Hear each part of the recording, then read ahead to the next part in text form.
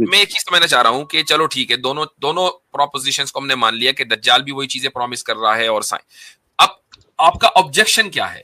मतलब यहाँ प्रॉब्लम किधर है? मेरा मतलब ये प्रॉब्लम है कि जब इंसान ऐसी चीजें खुद से अचीव कर सकता है तो दज्जाल की नीड क्यों है कि दज्जाल तो भाई क्यों आ रहा है? मेरे भाई, दज्जाल का साथ देने वाला इंसान ही तो होगा ना। हजरत आपके पास साइंस खुद चलकर आ गई है, तो मैं चाहता हूँ उनसे पूछ ही दें फिर कुछ। बिल्कुल बिल्कुल बिल्कुल। जी भाई, साइंस साहिब, साइंस साहिबा, साइंस तो मुअन्नस है। जी जी, ये साइंस ने इस्लाम कबूल कर लिया। Very good. साइंस मुसलमान हो गया ये। जी, लोग उधर साइंस हाफिज कर रहे थे, इधर साइंस ने अल्लाह हाफिज कर दिया। Very good. जी तो जी भाई, मेरा एक क्वेश्चन है कि जैसे कि जो साइंस है, जो भी चीजें, जितनी चीजें साइंस प्रॉमिस कर रही है ह्यूमैनिटी को, वही सारी चीजें जो जैसे कि कुरान में मिलता है, जो दज्जाल प्रॉमिस कर रहा है, वो दोनों चीजें मिलती क्यों इतनी ज्यादा? दज्जाल कुरान में हजरत प्रॉमिस कर रहा है तो भाई, अरे मतलब नहीं, वो ये कह रहे हैं कि दज्जाल जो प्रॉमिस कर रहा है इस्लामी लिटरेचर में, वो वही चीजें हैं जो साइंस प्रॉमिस कर रही है। तो गोया कि साइंस जो है वो दज्जाली हुई।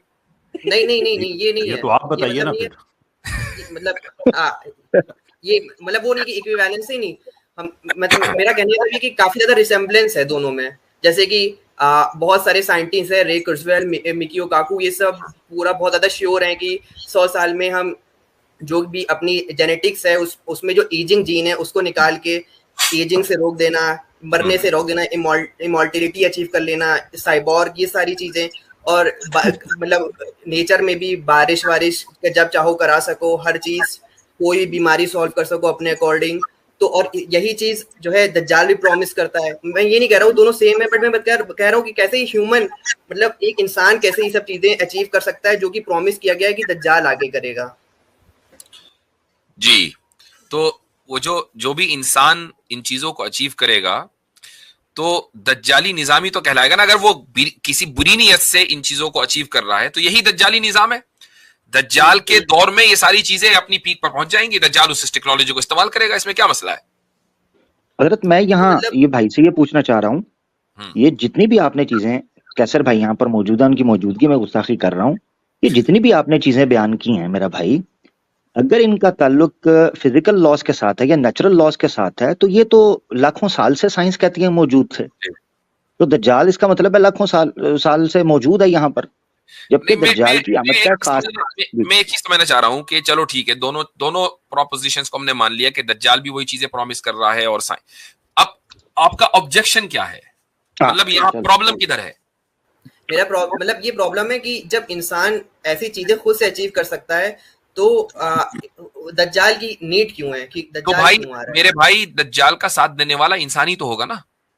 अच्छा, बिल्कुल, दज्जाल क्या साथ देने वाला और उसके हिमायत करने वाले इंसान ही होंगे। मैं मुफ्ती साहब अगर मुझे इजाजत दें। जी जी साइंस भाई, आपने किन साइंसदान का अभी नाम लिया? रे कुर्जवेल और मिकियो काकू, ये सब, और ब्रायन ग्रीन्स। हाँ जी, नहीं, ब्रायन ग्रीन में फिर कुछ इंसानियत पाई जाती है। ये जो है ना आपके Michio Kaku, he is just another version of Yuval Harari, कि जो आदमी कतईयत के साथ कहता है कि आप ये जो है मल्टीवर्स, ये बिल्कुल ठीक है, और ये जो फ्यूचर के बारे में दावे हैं, ये बजाते खुद इसलिए गलत हैं कि जो उन्होंने स्टैंडर्ड तय किया है ना, एक तो एम्पिरिसिज्म का, और दूसरा ये किया है कि आप सिर्फ साइंटिफिकली स्पीकिंग की नॉलेज को आप गेन कर सकते हैं, उसके अलावा आप नहीं कर सकते। ये दोनों चीज़ें उस प्रिंसिपल के खिलाफ जाती हैं।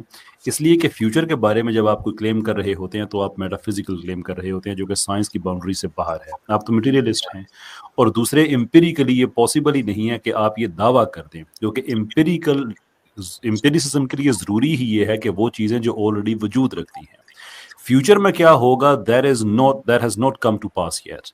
देयरफॉर ये किस्से कहानियाँ युवल हरारी की तरह ठीक हैं, होमोटियोस ये वो वगैरह वगैरह, but none of that is scientific. तो ये कहना आपका ठीक नहीं है कि अगर इंसान कर सकता है तो उसकी क्या ज़रूरत है, इंसान नहीं कर सकता। इट्स अ वैलिड क्वेश्चन कि दज्जाल से क्यों मुतासर होगा अगर इंसान उसके आने से पहले सारी टेक्नोलॉजी डेवलप कर चुका होगा। तो ये हमारे एहसासात वगैरह में ये बातें तो हो सकती हैं कि ऐसा भी हो जाए वैसा भी हो जाए, लेकिन उसको हम साइंस नहीं कहेंगे, दीवाने की बढ़ कहेंगे। और ये मिकियाओ काकू इज अ ब्रिलियंट दीवाना, एंड उसकी जो बड़े हैं वो उससे भी ज्यादा बड़े हैं। कैसर भाई, दीवाने की बढ़ का जिक्र आया तो ये जरा एजिंग के ऊपर भी जरा बात कीजिएगा। भाई कह रहे हैं कि ये भी वो अचीव करने वाले हैं, एजिंग रिवर्स। मैं ये नहीं कह रहा हूँ, मैं अजीब जस्ट नहीं, मैंने बताया ना कि 100-150 साल में वो बता रहे हैं कि हाँ हम ये सब चीजें, उन्होंने अपनी पूरी थ्योरी भी लेआउट की है, नैनोबोट्स और वो थ्योरी नहीं है। अच्छा, वो थ्योरी नहीं है। अगर उसको कोई अगर वो थ्योरी किसी फैक्ट को एक्सप्लेन नहीं करती ना तो वो थ्योरी नहीं है, और अगर वो प्रेडिक्ट नहीं करती अगेन वो थ्योरी नहीं है। जिस दिन मिकियाओ काकू ने अपने बाल वापस काले कर लिए ना एजिंग को रिवर्स करके, उसकी बात पे हम ध्यान देंगे। अदर अंटिल दैट टाइम उसको सीरियस लेने की कोई जरूरत नहीं है। असल में यानी जिसने सॉरी सिर्फ एक जुमला, यानी कैसर भाई जो गारंटी कर रहा है कि एजिंग जो है वो रिवर्स हो जाएगी, रुक जाएगी, वो उसको भी 100-150 साल के कह रहे हैं, तो 100-150 साल में तो वो खुद फड़क जाएगा। तो गारंटी कौन ले रहा है कि एजिंग होगी कि नहीं?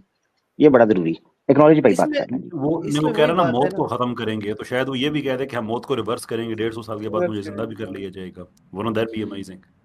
असल में मैंने एक पैटर्न वो किया है नोटिस, आप पता नहीं कैसे भाई एग्री करेंगे कि नहीं, कि जितने भी थ्योरेटिकल साइंटिस्ट हैं ना, इन्होंने दुनिया का दिमाग खराब कर दिया है। इनके पास देने को कुछ भी नहीं है। इनकी मैथमेटिकल इक्वेशंस या जितने भी इनके पास वो आप एक्सपेरिमेंट्स देख लें, कुछ भी नहीं है। लेकिन बस छड़ों जो है वो मारते जा रहे हैं। तुम मैं छोड़ता हूँ, तुम लपेटते जाओ, मैं छोड़ता हूँ, तुम लपेटते जाओ। बट ये जो पूरी आर्टिफिशियल इंटेलिजेंस ब्रांच बनी है, ये थ्योरेटिकल फिजिसिस्ट ने क्रिएट की है।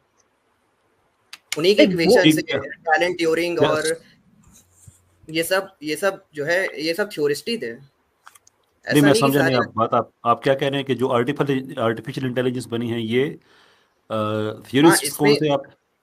इसमें काफी ज्यादा जो थ्योरेटिकल फिजिसिस्ट हैं उनका काफी कंट्रीब्यूशन है। और आज के टाइम पे भी जो बहुत ज्यादा लोग हैं वो, क्योंकि फिजिक्स में अब कोई बहुत ज्यादा डेवलपमेंट हो नहीं पा रहा है, तो काफी ज्यादातर लोग जो है आर्टिफिशियल इंटेलिजेंस ही में जाके काम करना चाह रहे हैं इस समय भी। मेरा ख्याल है कि थियोरेटिकल फिजिक्स के बारे में अगर आप थोड़ा एक्सप्लोर करें, इस पे अमर भाई का बड़ा जबरदस्त काम है कि असल में थियोरेटिकल फिजिक्स किस चीज का अल्टरनेटिव है, जिस चीज को खुद बनाई करते हैं। मैं एक चीज यहाँ कहना चाहूंगा थोड़ा सा, चूंकि जो बात है वो थोड़ा सा मौजू से हट गई है। इनका जो ओरिजिनल सवाल था वो ये था कि भाई साइंस जो है वो लोग पहले ही अचीव कर लेंगे तो दज्जाल की क्या जरूरत है, और आपको उसका जवाब मिल गया कि दज्जाल की हिमायत करने वाले लोग ही होंगे। तो ये जवाब आपका मुकम्मल हो गया, समझ में आ गई आपको? हाँ ठीक है। तो अब इसके अलावा जो भी बात थी वो एक ठीक है मौजू से कुछ हटके भी थी और कुछ मौजू से मुताल्लिक भी थी। मैं समझता हूँ कि चूंकि हमारे पास टाइम की बहुत किल्लत है, 10 मिनट में इंशाल्लाह मैं इस स्ट्रीम को खत्म करूंगा, तो हम 2-3 कॉलर्स जो हैं उनको जल्दी जल्दी ले लें।